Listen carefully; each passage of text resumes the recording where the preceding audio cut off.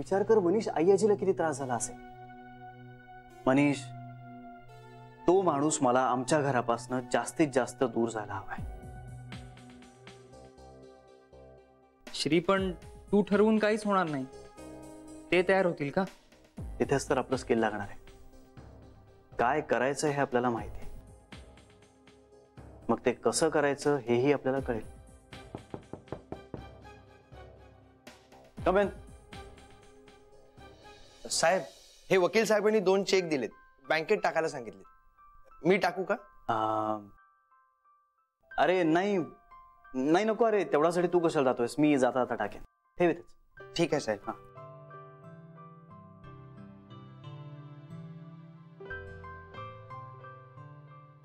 श्री, श्री, हा? अरे हा चेक मी टाकू का बँकेत? अरे तू. Shri come on. अरे काहीच प्रॉब्लेम नाहीये. Okay, thank you. ठीक आहे, निघतो मी. हे मनीष, अरे मी ना थोडासा घोळ घातलाय. म्हणजे मला त्या क्षणी जे सुचलं ते मी आपलं बोललो, पण मी काकाला जेव्हा भेटायला गेलो होतो ना, तेव्हा मी तुझं आणि शिवानीचं पॅचअप करायला तुला भेटलोय असं सांगितलंय. कोणाला? जान्हवीला. अरे शिवानीचं लग्न झालं. काय? हो. अरे देवा. म्हणजे आय एम सॉरी, मला हे माहित नव्हतं. It's okay. बरं, हे जान्हवीला माहित नाहीये ना? कालच सांगितलं मी जान्हवीला. Shri,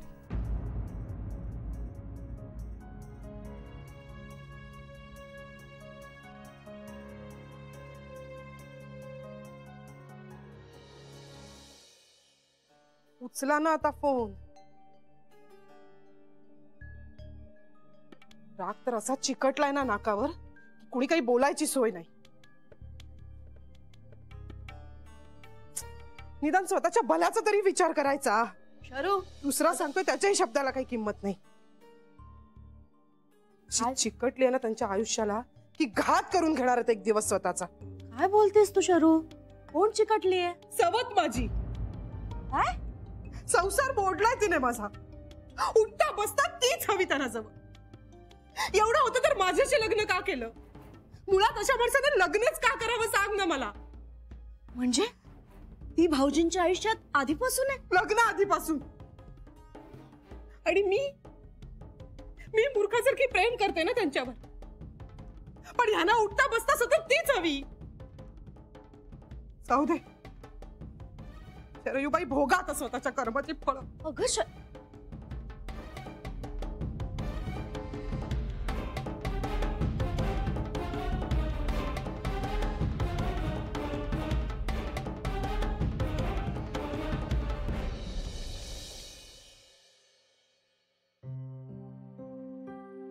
excuse me.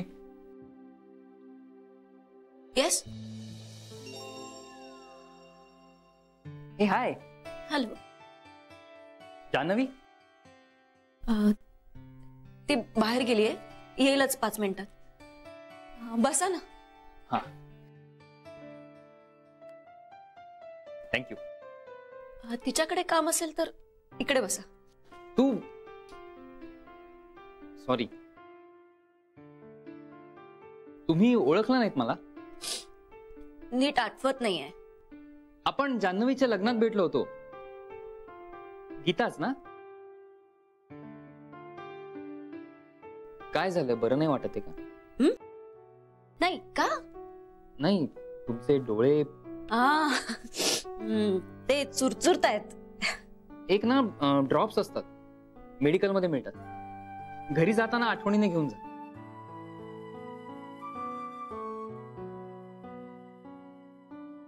काय झालंय? आय मीन, मी बोलायला नकोय का? सॉरी. थँक्यू.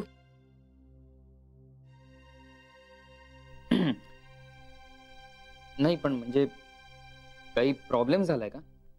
मी जेन्युइनली विचारतोय, if I can help you.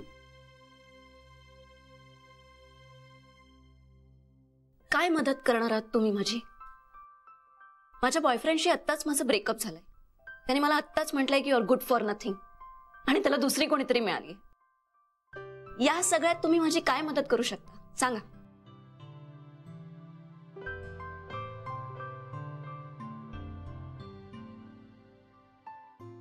तुम्ही हसताय. नाही, आय एम सॉरी. मी तुम्हाला हसत नाही. नाही, तुम्ही कोणालाही हसत असला ना तरी ही हसायची वेळ नाहीये. मी तुम्हाला गंभीर काहीतरी सांगतेय. नाही, I am sorry. I am really sorry. नाही, पण माझं ब्रेकऑफ झालं तेव्हा माझी गर्लफ्रेंड मला एक्झॅक्टली हे वाक्य बोलली होती, that I am good for nothing. ह्या योगायोगाचं हसू आलं, बाकी काही.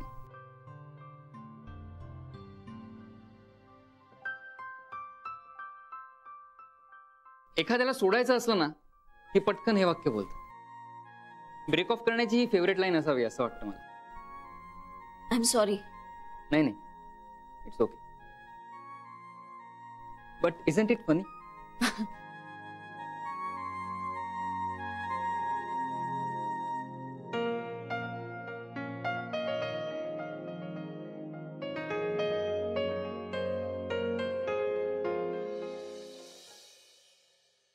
पण कसली मज्जा येईल.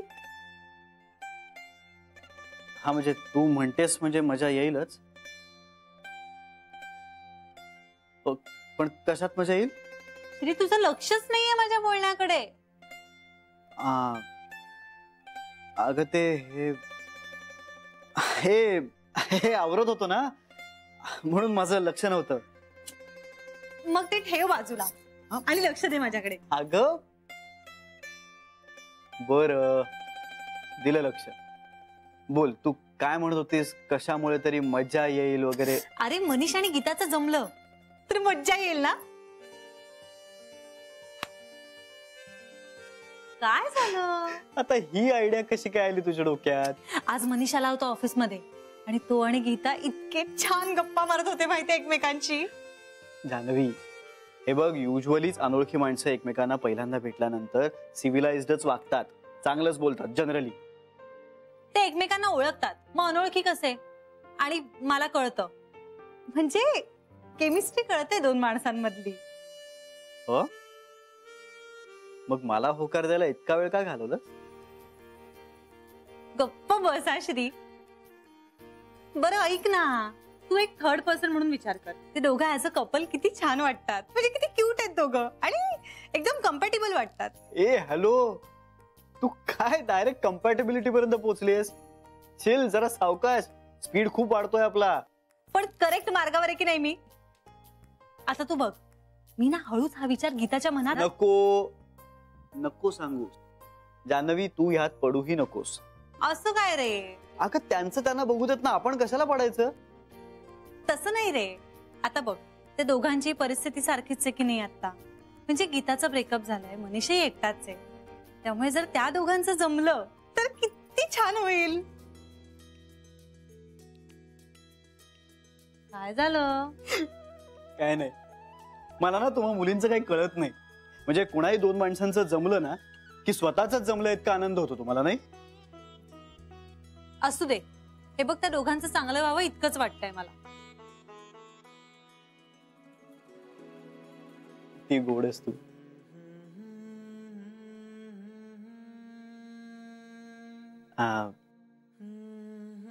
जान्हवी, मला काहीतरी सांगायचंय तुला. चला, फायनली तुला मला काहीतरी सांगायचंय. ऐक ना, मी मनीष बद्दल खोटं बोललो तुझ्याशी. माहितीये मला. मग it's okay, it's okay.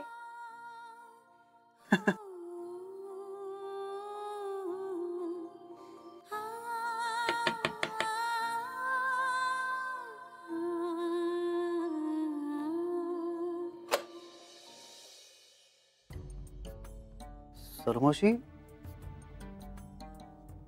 Sorry, एवढ्या रात्री डिस्टर्ब केलं तुम्हाला. मला जरा बोलायचं होतं.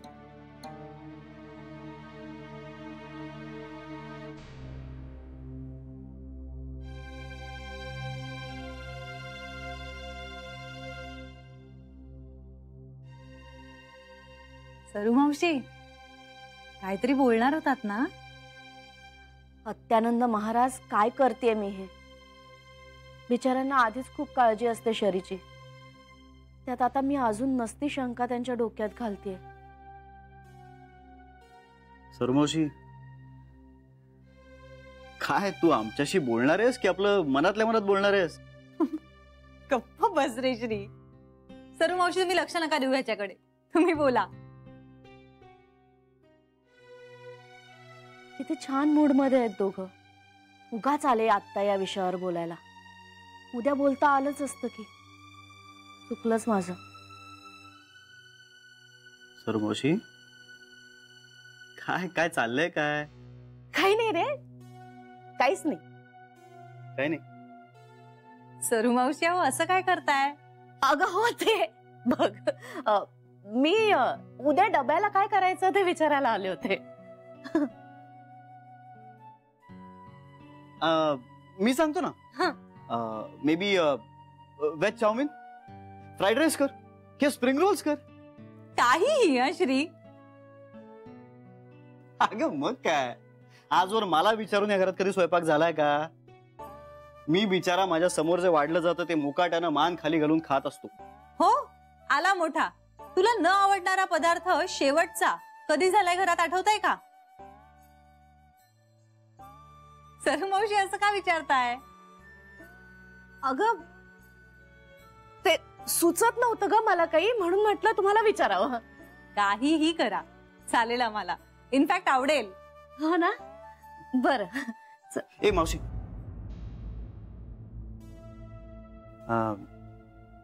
जोक सपाट, पण सांग ना, इथे का आली होतीस? खरं कारण काय? अरे काहीच कारण नाही, म्हणजे सांगितलं ना तुला, हेच विचारायला आले होते मी.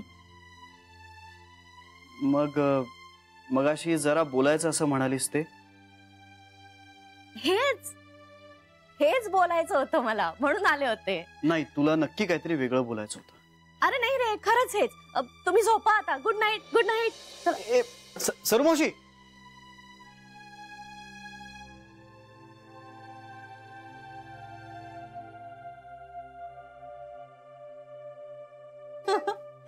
कसा बोलतोस तू सगळ्यांशी? मी काय बोललो? मी सगळ्यांशी अतिशय प्रेमाने आणि आदरानेच बोलतो. हो. अगं थोडीशी थट्टा मस्करी बरी असते, तशाही एकट्याच असतात बिचाऱ्या. पण मला खूप मजा येते बघायला.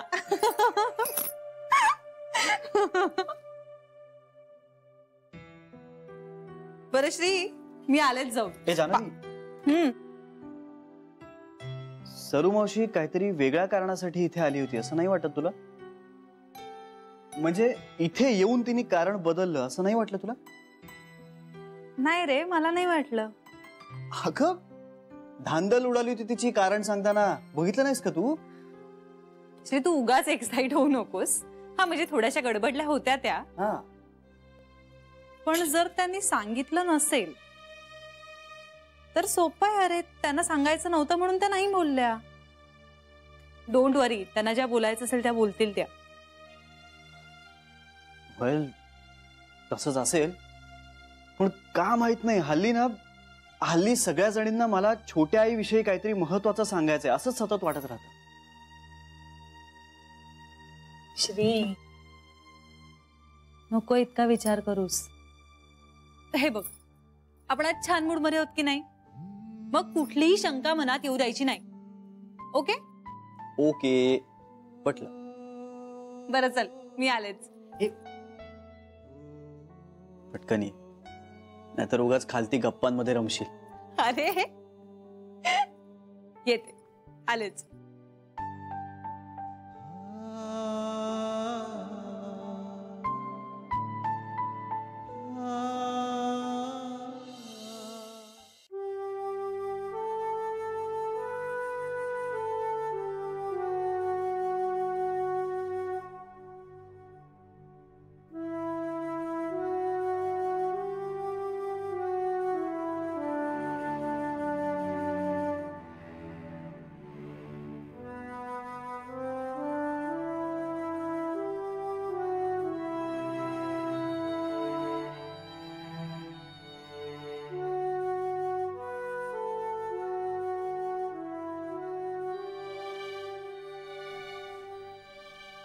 यायचे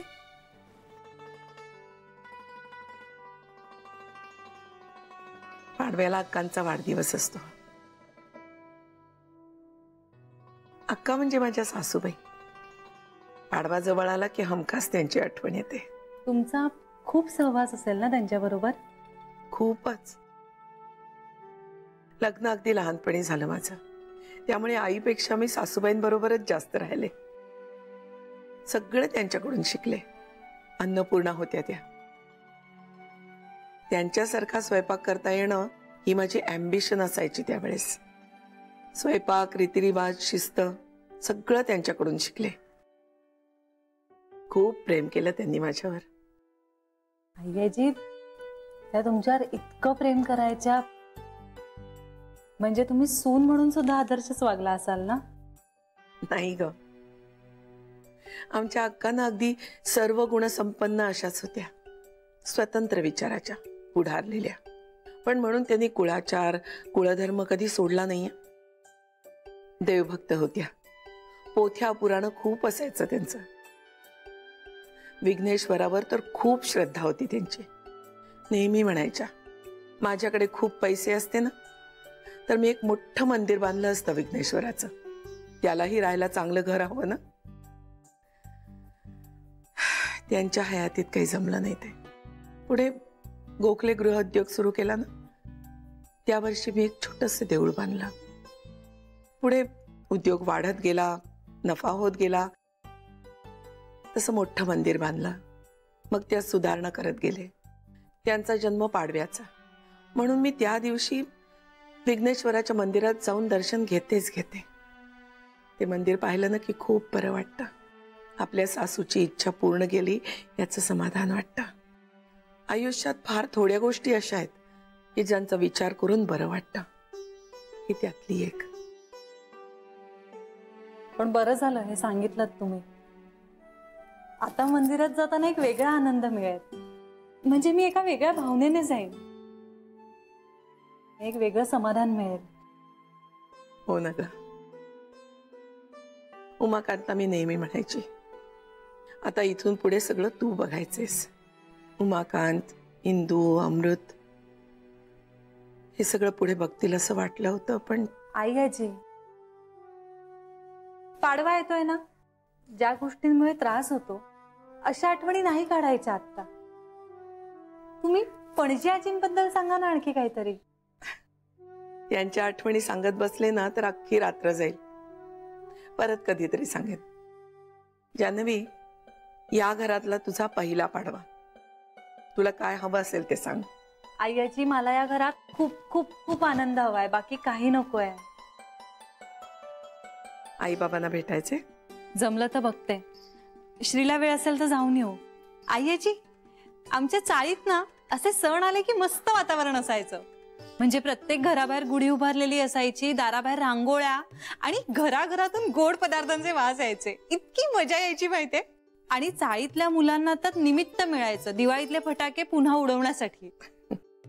खूप मजा यायची. करू, आपणही सगळं करू.